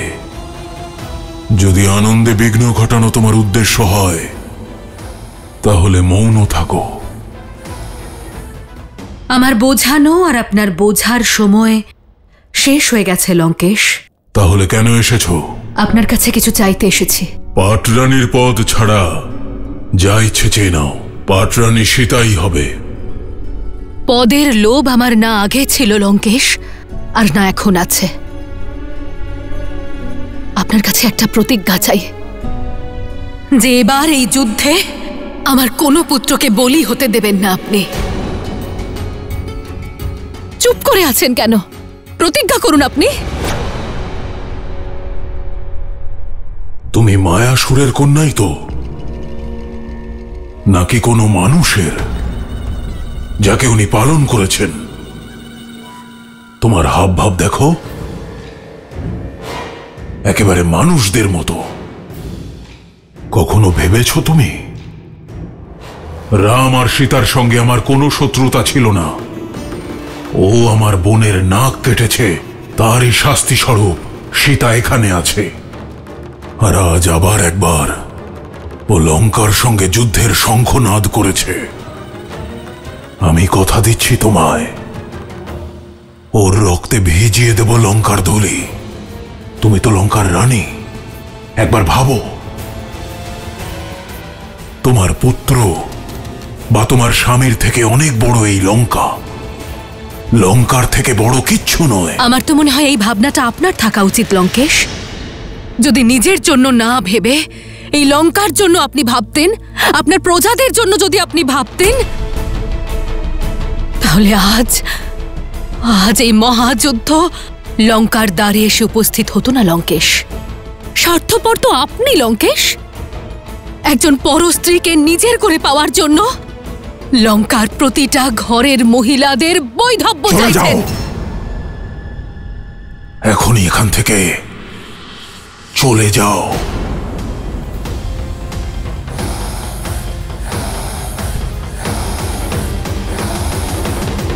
জয় শ্রীরাম, জয় শ্রীরাম, জয় শ্রীরাম, শ্রীরাম, জয় শ্রীরাম, জয় শ্রীরাম, জয় শ্রীরাম, জয় শ্রীরাম, জয় শ্রীরাম, জয় শ্রীরাম, জয় শ্রীরাম, জয় শ্রীরাম, জয় শ্রীরাম, জয় শ্রীরাম।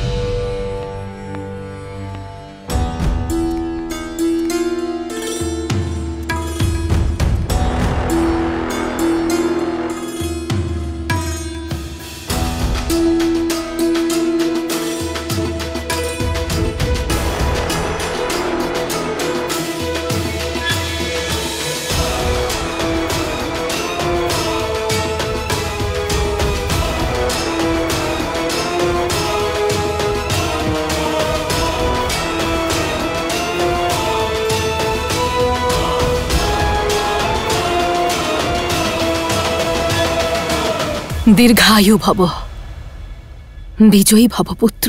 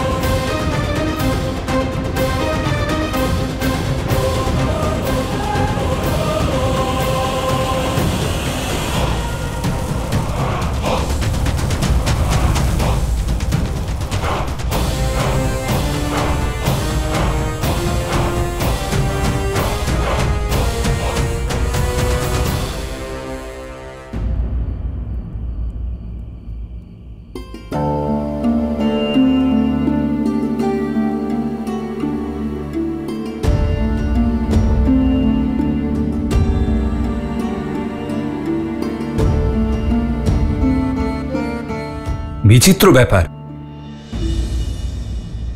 ব্রহ্ম মুহূর্ত কেটে গেল, চন্দ্রমাও চলে গেল, কিন্তু সূর্যোদয়ের কোনো সংকেত নেই।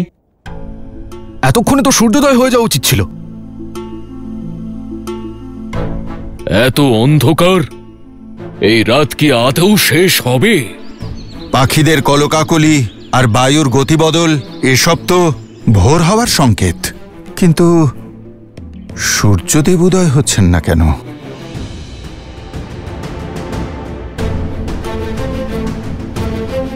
মিত্র, ভোর হয়ে যাওয়ার পরেও অন্ধকার ছেয়ে আছে। শত্রু শিবিরেও কোনো গতিবিধি দেখছি না। এ প্রকৃতির কেমন পরীক্ষা!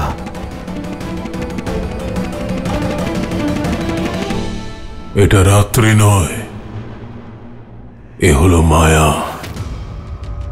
এই অন্ধকারের সমাপ্তি ঘটবে না। সূর্যের কিরণ ধরিত্রীকে স্পর্শ করবে না। অন্ধকারে আমাদের রাক্ষসদের শক্তি চরম সীমায় পৌঁছয়। অন্ধকার যত দীর্ঘায়িত হবে, আমার শত্রুদের সাহস, তাদের ধৈর্য কমতে থাকবে। একবার ধৈর্যচ্যুত হলেই ওরা আমাদের উপর আক্রমণ করবে। আমরা ওদের লঙ্কায় আসতে দেব, আর তারপর এই অন্ধকারে ডুবিয়ে হত্যা করব।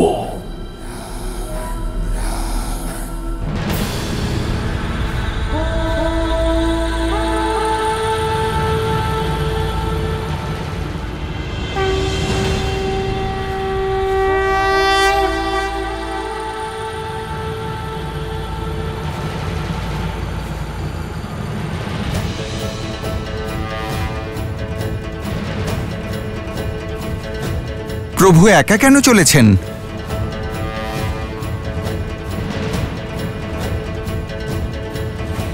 आक्रोश जोश क्रोध का ये क्षण है प्रतिशोध का ललकार রাম একা কোথায় যাচ্ছে? का ये क्षण है अति विरोध का आक्रोश जोश क्रोध का ये क्षण है प्रतिशोध का ललकार और पुकार का ये क्षण है अति विरोध का ये युद्ध है महायुद्ध है राम शांत रावण। যতটা ভেবেছিলাম, এই বনবাসী দেখছি তার থেকেও বেশি মূর্খ। দেখো, একাই বেরিয়ে পড়েছে সিংহের গুহার উদ্দেশ্যে।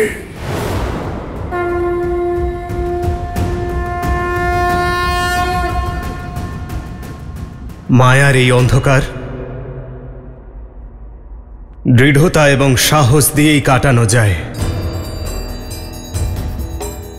এই যাত্রা অসত্যের থেকে সত্যের দিকে। असतो मा सद्गमया। এই যাত্রা মৃত্যুর থেকে অমরত্বের দিকের। মৃত্যুর মা সদ্গময়া। অন্ধকারের থেকে প্রকাশের দিকের। ধর্মের ঔজ্জ্বল্য ছড়িয়ে দিতে হবে। তমসো মা জ্যোতির্গময়া। ओम शांति शांति शांति। कैसे नारायण बने नरेश ज्ञान है।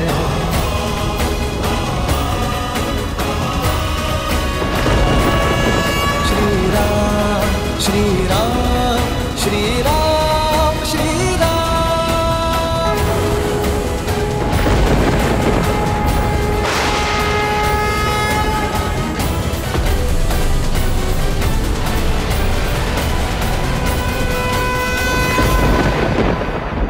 প্রহার!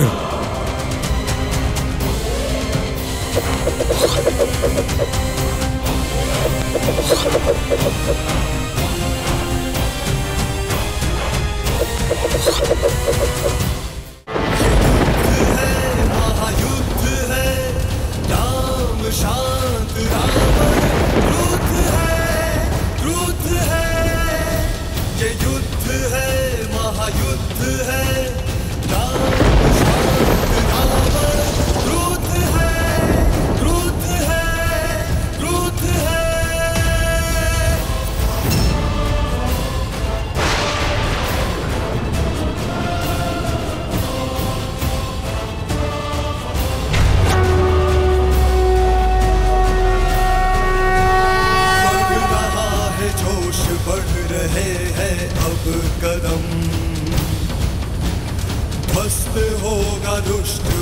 सिया का करे हरण। स्वर्ण की इस लंका को प्रभु मिटाएंगे,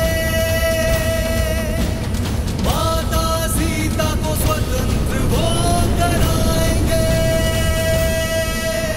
ये युद्ध है, महायुद्ध है, राम शांत रावण क्रुद्ध है। ये युद्ध है, महायुद्ध है, राम शांत रावण क्रुद्ध है, क्रुद्ध है, क्रुद्ध है। माता सीता के नयन में आस है भरी, श्री राम रंग की बेला में धरे जो तीर है। जय श्री राम, जय श्री राम, जय श्री राम, जय श्री राम, जय श्री राम, जय श्री राम, जय श्री राम, जय श्री राम, जय श्री राम, जय श्री राम, जय श्री राम, जय श्री राम, जय श्री राम, जय श्री राम, जय श्री राम, जय श्री राम, जय श्री राम। प्रहार।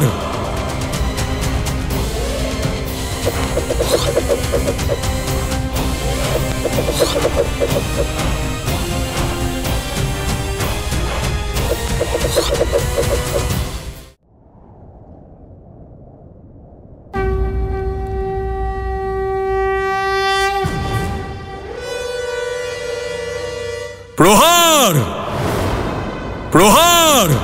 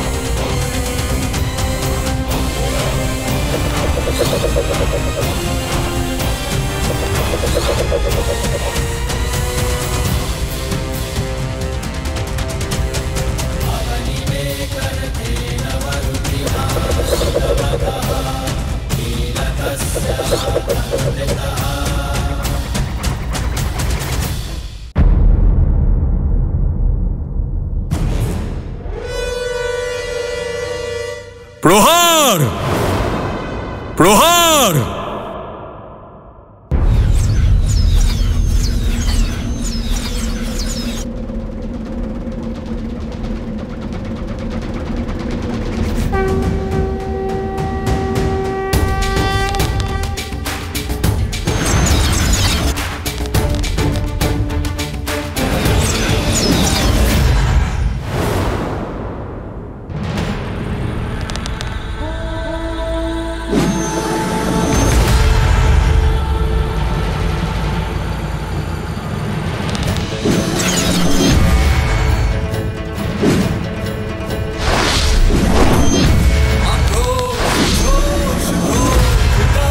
क्षण है प्रतिशोध का, ललकार और पुकार का ये क्षण है अति विरोध का।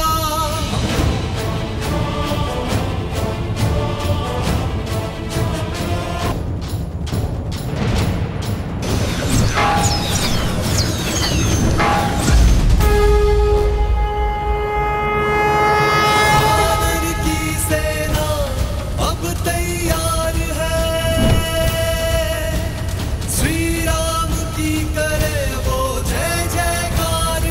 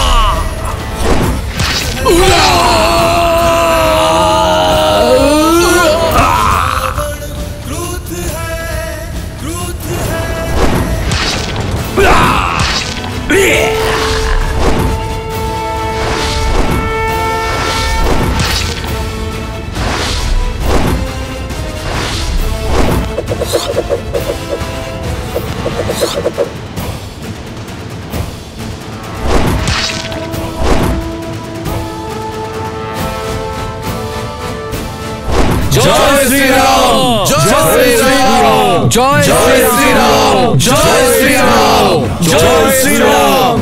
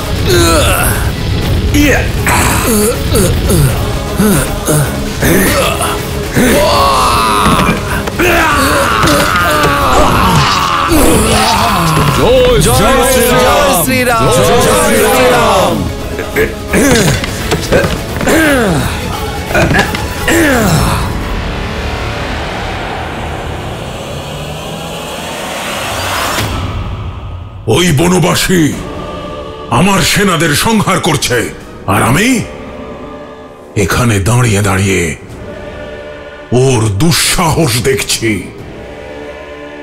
কখনো না, আমি এই মুহূর্তেই গিয়ে ওই বনবাসীর প্রাণ হরণ করব। পিতা, যখন দায়িত্ব দিয়েছেন তখন বিশ্বাসও রাখুন। আপনি অন্দরে গিয়ে বিশ্রাম করুন। খুব শীঘ্রই আপনার কাছে রামের মৃত্যু সংবাদ আর আমার বিজয় প্রাপ্তির সংবাদ আপনার কাছে পৌঁছে যাবে।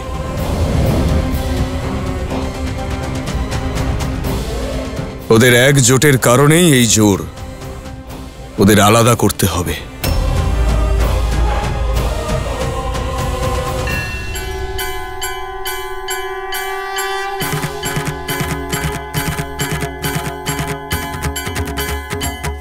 जय श्री राम। जय श्री राम। जय श्री राम।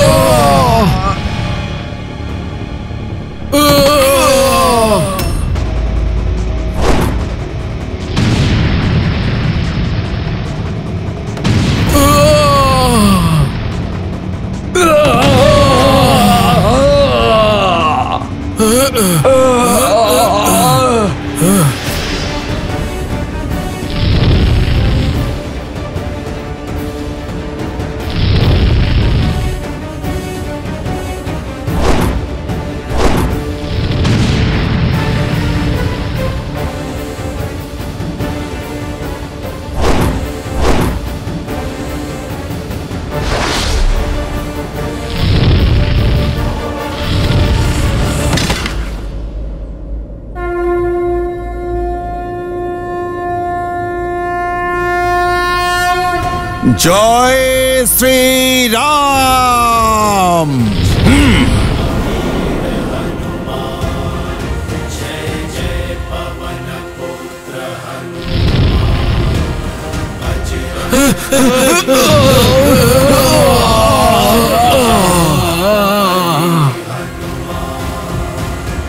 জয় শ্রীরাম, জয় শ্রীরাম।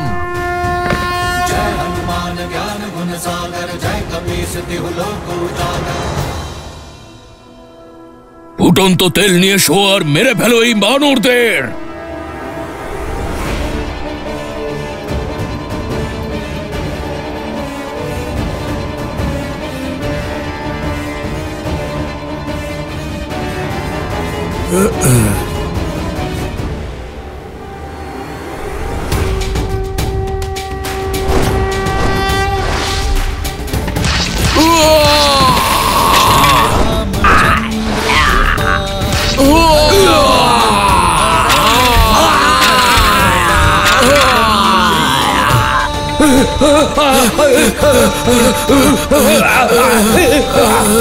জয় শ্রীরাম, জয় শ্রীরাম, জয় শ্রীরাম, জয় শ্রীরাম, জয় শ্রীরাম, জয় শ্রীরাম, জয় শ্রীরাম।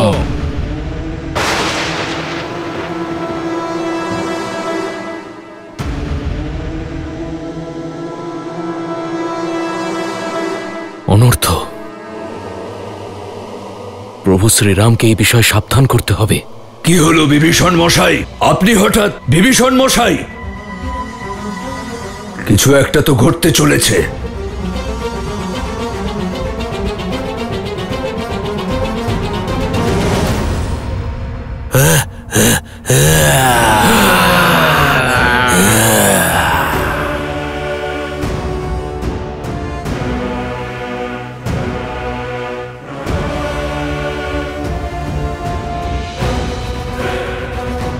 উত্তর দিকের দ্বার খোলা।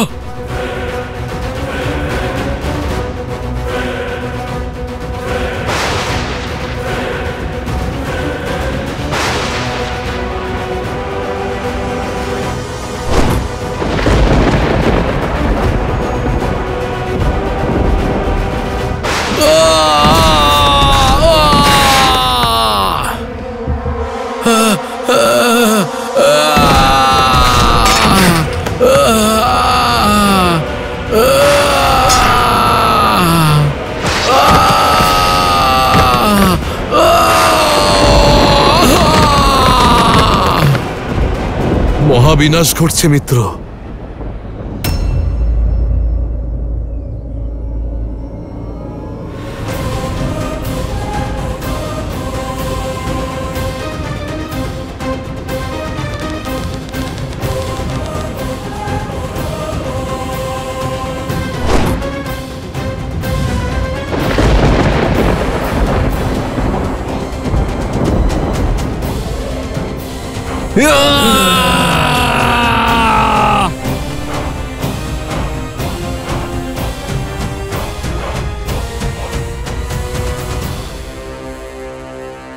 এ কে বিভীষণ? মেঘনাদ ইন্দ্রকে জয় করেছিল যে, লঙ্কার যুবরাজ। আর এ হল যুদ্ধক্ষেত্রে ওর আগমনের বার্তা।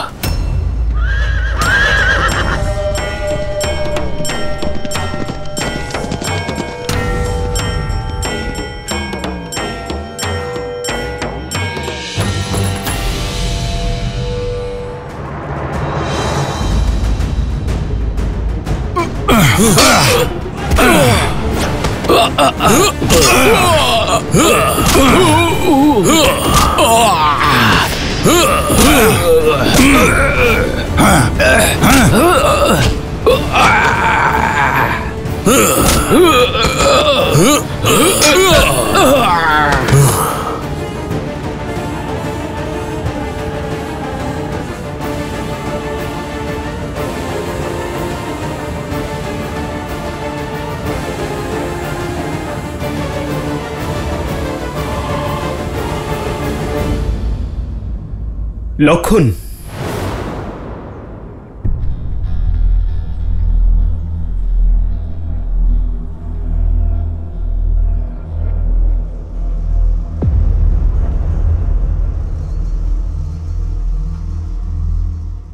কিছু হবে না তোমার মিত্র। ক্ষমা ক্ষমা করুন প্রভু। এর চেয়ে বেশি সেবা আমি আর করতে পারলাম না।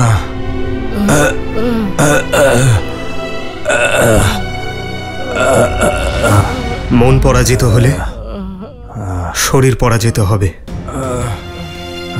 সংকল্পের শক্তি অনেক মিত্র, তাতে পরাজিত হয়েও না। আমি তোমার শুশ্রূষা অবশ্যই করব। চলো।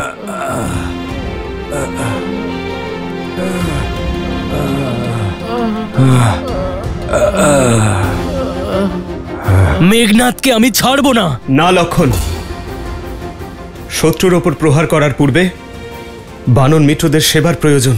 ওদের সুরক্ষিত শিবির পর্যন্ত নিয়ে যেতে হবে। কিন্তু দাদা, আমাদের সৈন্য দলের যে ক্ষতি করেছে সেই শত্রু আমাদের সামনেই দাঁড়িয়ে আছে। এখনই আঘাত করতে না পারলে প্রতিশোধ নিতে পারবো না দাদা। সঠিক সময় এলে প্রতিকার অবশ্যই হবে লক্ষণ, কিন্তু এখন আহত বানরদের রক্ষা করতে হবে, ওদের শিবিরে নিয়ে যেতে হবে। হনুমান, সুগ্রীব, আহত বানরদের নিয়ে চলো শীঘ্রই। চলো।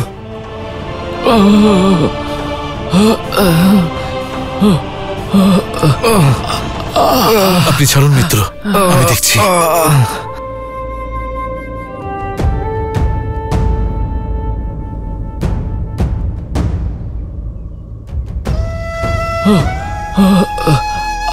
ওইদিকে চলো শীঘ্র।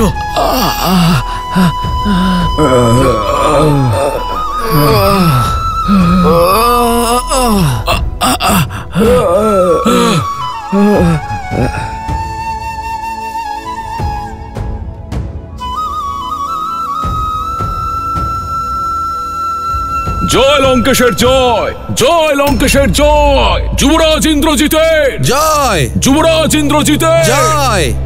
ত্রিজটা, এই মেঘের গর্জন, রাক্ষস সেনাদের জয়ধ্বনি, কি হচ্ছে রণভূমিতে? যুবরাজ ইন্দ্রজিৎ রণভূমিতে প্রবেশ করেছেন। সবকিছু উলটপালট হয়ে গেছে। যেখানে বানর সেনা নিজের শক্তিতে যুদ্ধে জয়ী হতে চলেছিল, সেখানে যুবরাজ ওদের পিঁপড়ের মতো মেরে ফেলল। শ্রীরামের সেনারা সবাই কেমন আছে? সবাই ঠিক আছে তো ত্রিজটা? আমি জানি না সীতা। যুবরাজ ইন্দ্রজিতের হাত থেকে কে সুরক্ষিত থাকবে তা ঈশ্বরই জানেন।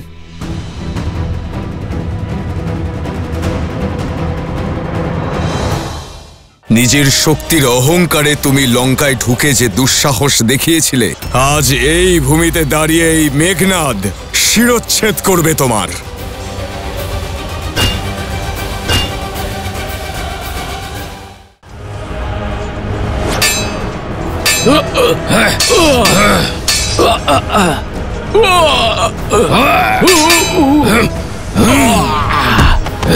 প্রহস্ত, আমার রামকে চাই। ওকে আলাদা করে দাও। আমাদের সমস্ত মায়াবী রাক্ষস এবং সেনাদের ডেকে তাদের ব্যস্ত করে দাও, যাতে এই লঙ্কায় ওই রামকে সুস্বাগতম জানাতে পারি। আর মনে থাকে যেন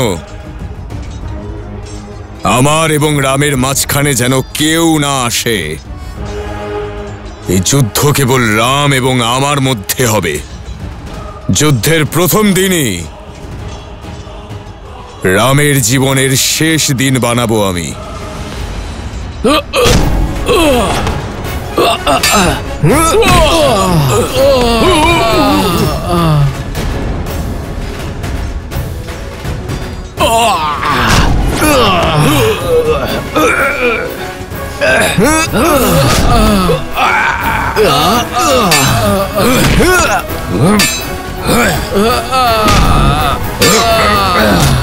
এই সেই দুঃসাহসী বানর যে আমার পিতাকে অপমান করার সাহস দেখিয়েছিল।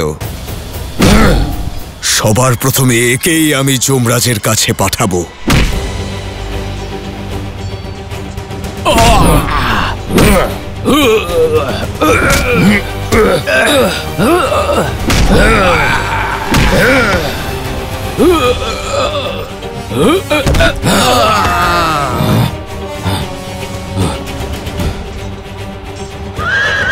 আমাকে ক্ষমা করবেন মহারাজ, আমি আর আপনার সঙ্গ দিতে পারবো না। না ভ্রাতা, এরকম বলো না। আমি তোমাকে শিবিরে নিয়ে যাব। আমার প্রাণের থেকে বড় শ্রীরামের উদ্দেশ্য, আপনি আপনি সেটা সম্পূর্ণ করুন। আপনি যুদ্ধে জয়লাভ করুন। রাম নাম সত্য হোক। জয় শ্রীরাম। মিত্র,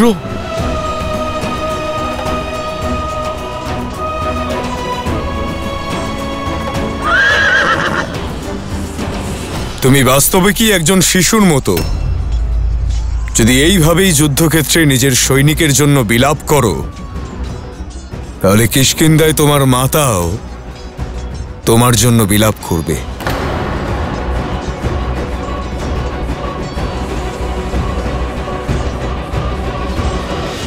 নিজের শক্তির অহংকারে তুমি লঙ্কায় ঢুকে যে দুঃসাহস দেখিয়েছিলে, আজ এই ভূমিতে দাঁড়িয়ে এই মেঘনাদ শিরচ্ছেদ করবে তোমার।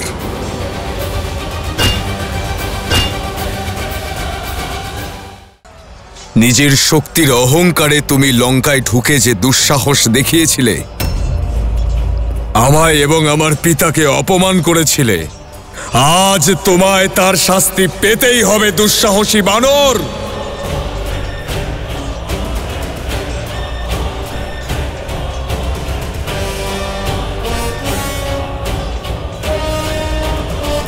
শাস্তি তুমি পাবে, মৃত্যু যন্ত্রণা। রাবণের বিনাশ হওয়ার আগে আজ তোমাকে পাঠাবো যমরাজের কাছে। অদ্ভুত! তাহলে ওই রাম ভাষণ দেবার সঙ্গে সঙ্গে উপহাস করতেও শিখিয়েছে বুঝি? নির্বোধ বানর! আমি যদি চাই তাহলে এক বাণেই তোমার প্রাণ হরণ করতে পারি, কিন্তু তুমি আমার পিতার মিত্রের পুত্র, তাই ভীতুর মতো নয়, বীরের মতো মৃত্যু দেব তোমায়। তোলো নিজের অস্ত্র। আজ মেঘনাদের মৃত্যুর কারণে দশাননের চোখ থেকে বৃষ্টির চেয়েও বেশি জল পড়বে।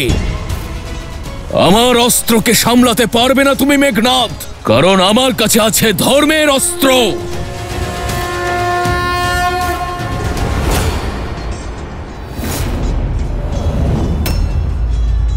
আর আমার কাছে আমার পিতার সম্মান, আর এই মহান রাক্ষসকুলের রক্ষা করাই আমার ধর্ম। আর তাছাড়াও তোমার থেকে প্রতিশোধ নেওয়ার আনন্দ তোমায় আমার এই নিজের হাতে কষ্ট দিয়ে দিয়ে হত্যা করেই পাবো আমি। যে ভূমিতে দাঁড়িয়ে তুমি রাক্ষস বীরের মাথা নত করেছিলে, আজ এই ভূমিতে দাঁড়িয়ে এই মেঘনাদ শিরচ্ছেদ করবে তোমার।